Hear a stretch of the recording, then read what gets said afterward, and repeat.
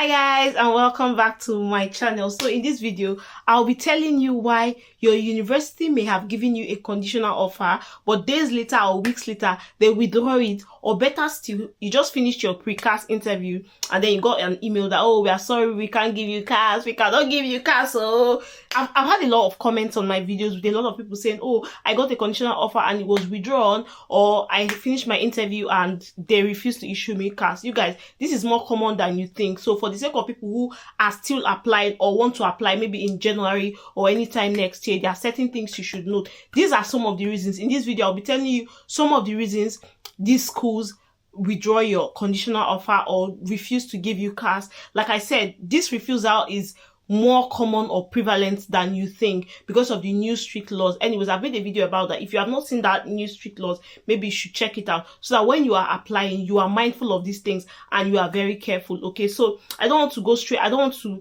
beat about the bush, I want to just go straight into it. So this video might be a bit long, but if you are an aspiring student or prospective student, it is important that you listen to the end, because one or two or maybe three of these issues you might be, will I say, guilty, or it may concern you. Okay, you might be concerned with one or two of these issues, so you will know how to sort yourself out so that you don't get refusal at the end of the day. So one of the reasons why your school might reject your application or refuse to give you CAS is that you chose a popular course. I'm not saying popular courses are bad, but this is for a fact one of the reasons. And if possible, avoid popular courses. I'm not saying, again, these courses are not bad. Some of them are relevant. Some people already work in that field and want to advance their career, which is cool, okay? But one of the reasons you might not get your CAS, or your offer might be given and then withdrawn, is because you chose a popular course. One way to avoid it, number one, if possible, avoid a popular course. Do something similar, do something rare, do something that a lot of people are not so. Because one of example of popular courses are public health. Well, I'm not afraid to say that anyways. Public health, international business management, those courses are really popular and the rejection rates are very high. Okay, now another thing to note is that most of these universities, in fact all the universities, have limits. So for instance, a particular school, let's say one school might have 100 students for international business. That's the limit they can take, and then at the end of the day 400 or 300 students, international students apply to this particular university. The truth is, they'll give about the 100 students which they have limits for, and then the rest will just, get a rejection or a refusal. Correct me if I'm wrong. In Nigeria, for instance, if more people apply to a particular department, the rest of the people are pushed to the other department. Like, it's commonplace, like in courses like pharmacy, medicine, the quota is usually very small, maybe 50 or 100 or maybe 150, depending on how big the school is and how much they can admit. Okay, so but the rest of the students that applied will be sent to other departments, like let's say plant science, biotechnology, biomedical. You know how they do it in Nigerian universities, but I don't think that's applicable to UK universities. Again, correct me if I'm wrong, I stand to be corrected. Okay, so the rest of the people who apply for that particular course will be refused, and they don't get the option of, oh, choose another course, so this course is available, you can switch to those courses. I'm not sure that's available, that's applicable. Okay, so again, if you choose a popular course, you must also prove beyond reasonable doubt that, oh, you are not just choosing the course because you just want to move to the UK. Because to be fair, most universities do not take you as seriously as you think. Most times they think that most people choose these popular courses because they are easy to get into, and then maybe their friends are doing the course, or probably they just want to do the course because they want to leave their country, they just want to move to the UK. Okay, these universities do not take you, and of course the UKVI do not take you as seriously as you think. So one way to make them take you seriously, if you insist on doing the popular courses, like I said, courses like public health, some people already work in the public health sector and they need a master's degree in that sector, which is fair, which is cool. You will not say, oh, because a lot of people are doing public health, I will not go ahead and study public health. No. Again, avoid it if you can, but if it's inevitable, go ahead. You have to prove in your statement of purpose that this is what I want, this is what I do, this is what I love to do, this is what I'm passionate about. This is what I currently do in my present role. Okay, so that statement of result is what would your proof on your statement of result is what would differentiate you from that person who just wants to study public health because they want to travel or because they want to just come to the UK. Okay, so it's important to justify that popular course, unless or else, before I speak rubbish, I'm a graduate, a master degree holder, or else the school might just say, you know what, Cynthia Ofori, try again, or Cynthia Ofori. In fact, I have a case where someone told me that the school rejected him and says he can't even try again. Like, that rejection is double-edged. It's like a double-edged sword. You go hook you here, hook you here. Like, it's different. It's different that you are rejected. Oh, you can try again next year. This one, they say, no, apply to our school again. We know what. It's not funny. It's funny to me, but it will not be funny to them. You get? So you really want to avoid that. That's reason number one. Second, oh yeah. Okay. Another way to avoid it is to apply early. It's a no-brainer.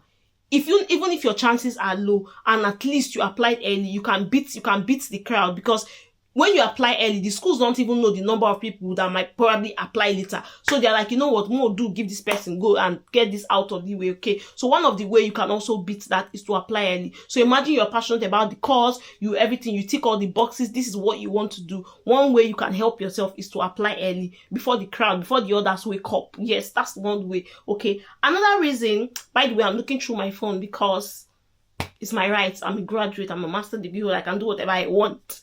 Okay. Okay, so another reason the school might reject your application is that you have a long study gap. Hey God, see, years ago this was not a problem. Like, if you like 40 years old, 50 years old, have your last degree in 2010, nobody really send you now. Well, because of the strict visa rules, like, again, like I said, I made a video about it, you should check it out. Because of the strict laws now, schools are not taking any chance. And the funny thing is that there is no limit to study gap. Like, there is no site you go to or a UKVI website that says, oh, your study gap must be 5 years, at least 5 years or lower before we can give you a visa, or your study gap must be 10 years or lower, or 50. There is no explicit, and that's one thing you should know about British people. They are not direct though. If a British person says, could you please, they are not begging you. It's compulsory. So they have not said it explicitly that the limit is 10 years or 5 years, but those people who have study gap above 10 years, they know what they see. You get? So you don't have to wait. You don't have to wait. Like, it's just British culture. You don't have to wait until someone explicitly says, do this like this, black and white. You have to get implied meaning, okay? So currently the status quo, there is no limit to study gap. Even people who have 20 years study gaps can still get a degree, can still get a degree in the UK. Years ago, it was not a problem. There was no hassle. Pay your fees, pay your deposit, do your this and just go. No talk plenty, but now it is very, very, very, very, very strict. Now, one way to beat that is also draws me back to your statement of purpose and of course your documentation. You have to state in your statement of purpose what you have been doing. You have to explain and justify your study gap. If you have a study gap of 10 years, what have you been doing within that 10 years? Now, you're not only telling, you're also showing. So I have been working at this, and where's the document? Where's your employment letter? 3 things they might ask. Where's your employment letter? Where's the reference letter from that company or from that organization you have been working? And then pay slips. Okay, now is the UK visa, that's the visa application period, they ask for pay slip, especially because that's like a very sensitive document. I don't know what schools ask for, but basically, I don't know if schools specifically ask for pay slips, but basically you have to justify that's your study gap. So if it's 5 years, if it's 10 years, what have you been doing within that period? You have to state it in your statement of purpose, and you have to also show document. Don't tell me that you worked in so and so company. Where's the document? Where's proof? Okay, you have to show proof. Explain those study gap, and of course have documents. Okay. Another thing is that gap must be relevant to your choice of course. Now, again, throwing back to 5 years ago, 6 years ago, 7 years ago, it was not necessary. Whether it was relevant or not, you shall just have a gap justified. But these days, to be on the safe side, guys, to be on the safe side, it has to be relevant, or it should at least have close semblance with what you are doing. Another thing is, if you're very good with words, if you're really very good with words, that's why a lot of people outsource writing their statement of purpose. If you're very good with words, you have to sort of, even when it is not relevant, you have to find a link. Hey God, have you seen where people are bamboozling you in English language? Yes. You have to find it, even though it feels like it is, like I always say, every single course on this earth, every single course on this planet is related. You have to find that relationship anyhow you want to do, you have to find that relationship, okay? So even when it feels like, oh, the courses are not related, there is a relationship, find it and put it in your statement of purpose. Make it so compelling, make it so convincing that whoever reads it, they're like, okay, it's not bad after all, okay? It's just like me switching to nursing or dentistry or even medicine, something totally different from what I currently do, okay? So either ways, okay? So Next thing, another reason your visa might be refused is low deposits. Hey, this is specifically for schools. For instance, for my school, Leeds Beckett University, you have to pay 50% of your deposit. So imagine that 1,000 people applied, and at least 1,000 all 1,000 people have paid 50% of their deposit. Okay, it feels like a good thing, but trust me, with a low deposit, most schools that tell you your school fees is 18,000, they say, oh, you can pay 3,000, oh, you can pay 2,000. Those are the schools I'm talking about. See, again, brings me back to one of the things about British school. They are not direct. Like, there's an explicit meaning and there's an implicit meaning. Sometimes you imply something, you don't say it explicitly, okay? So this is it. They tell you that your school fees is 18K, our deposit is 3K. Does not mean you should go and pay 3K. They will withdraw you, they will not give you cards. I can tell you with how things are going, if your school fees is 18,000, pay at least 60, in fact, if possible, 70% of that money, because between you that is paying 33,000 pounds and that other person that is paying 10,000 pounds, they are giving the 10,000 person cash.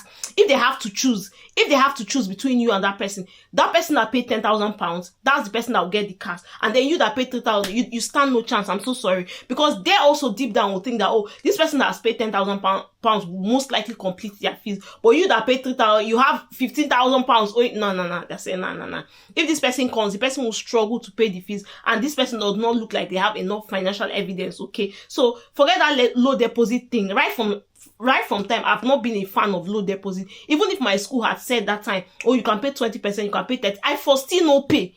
Even the 50% I paid, I'm not waiting my eye see when I come. Not to talk of you're paying 3,000, you're paying for your eye will see pepper. Your eye go see waiting your man no fit talk. Okay, so before now you go come, you can't suffer, can't still pay last, but now you not even see road to come. Not to talk of say you come, you get. So forget the low deposit thing. Pay at least, before I will say 50% or more, or what the tithe. The war front is the competition is not here. So pay a reasonable amount of money, and of course your proof of funds should be accurate. So even if you've paid 10K, it's also not an excuse to not have complete proof of. Your proof of funds should be accurate and on point, if you know what I mean. Okay, so while you've paid 80% or 70%, make sure that your proof of funds still holds ground, it holds water by all means. Okay, so yes, that's it for low deposit. Okay, next thing is another reason your school might reject your application is that you are doing a course that is outside your field. I've already said the last 2 points are quite similar.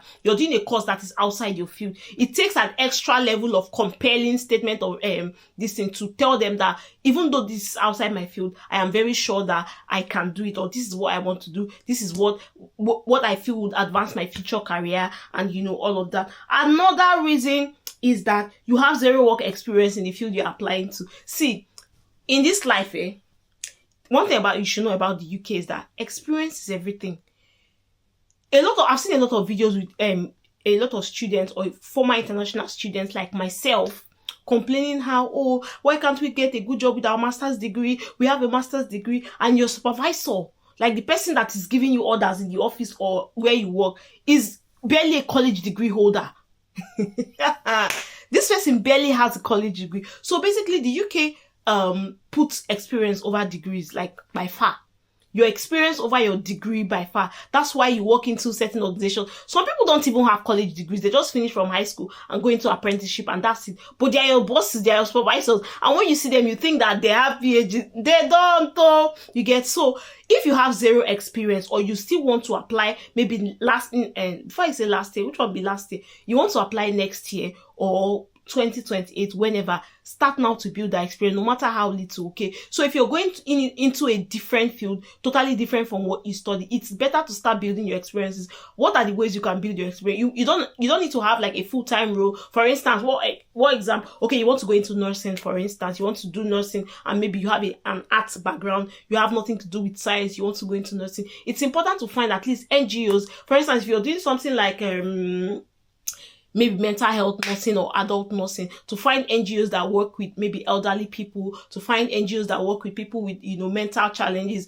mental illness, all of those kind of things. Volunteer your services with those organizations, okay? get a little experience there. You might have your full-time job, your whatever job, but maybe on the weekends, go there. Basically, just know what's happening there. Get some experience. So at the end of the day, when it's time to prove that, oh, why do you want this career? You can get like a reference from them. You can get some sort of reference for them to show that, oh, this person has worked with us. So this person, like, you know, this person has volunteered their time to work with this organization. No matter how little, again, 3 months, 4 months, 5 months, 6 months.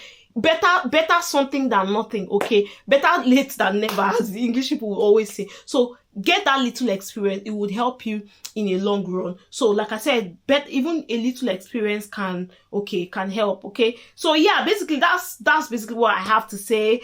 You chose a popular course, you have a long study gap, low deposit, you're doing a course that is totally out of your field. Mind you, all of this thing does not mean you will not get your course. I'm just saying that possible reasons. So with some schools, this works differently with some schools. For instance, a course that is popular in one school may not even be popular in the other school because maybe the fees are higher in the other school. So if a school, for instance, in public health, let's use a course public health because that course is really popular. One school might be charging £10,000 for public health, okay? Another school is charging £18,000. So between that school charging £10,000, obviously the innate like human mind be like, let me apply for the cheaper school. It's still the same cost, right? But then you have lesser people applying to that one for 18,000. So it also means that this course might be popular in this school, but it's also not popular in that other school. But you are on the back end, a bit front end, how they call it. Sure, you are on the end. You don't know the number of people that apply, so you cannot guess that, oh, this course might be, this school is better to apply, or this other school is better, okay? So yeah, it's important to note all of these things so that when you're applying, you know your chances, you can grade yourself by yourself, okay?